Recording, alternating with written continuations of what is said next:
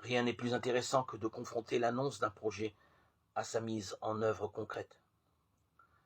Dans l'évangile de Marc, c'est au verset 14 que se trouve la césure. Après que Jean a été livré, Jésus vient dans la Galilée, il clame l'évangile de Dieu. Marc 1, 14. Pour la première fois, un avant et un après installe le principe de changement caractéristique du récit. Après s'être expliqué sur l'évangile de Jésus, l'évangile de Marc va donc raconter Jésus. Mais en ouvrant le récit, il prend soin de préciser que tout arrivera après que Jean eut été livré. Le retrait de Jean-Baptiste est en effet nécessaire au récit.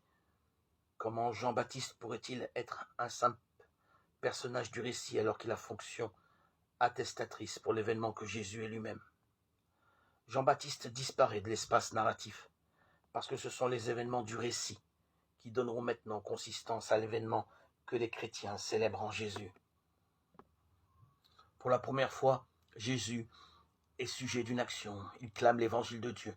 Après s'être expliqué sur l'importance que les chrétiens reconnaissent à Jésus, l'évangile de Marc va donc raconter ce qui se passe avec Jésus. Mais cette première action réveille évidemment l'affirmation du tout premier verset. Jésus clame l'évangile de Dieu, Marc 1, 14, dans le cadre d'un projet tout entier référé à l'évangile que Jésus est lui-même. Si l'évangile était un ensemble de contenus destinés à être communiqués à d'autres, il faudrait s'attendre à ce que Jésus formule ce message dans le récit.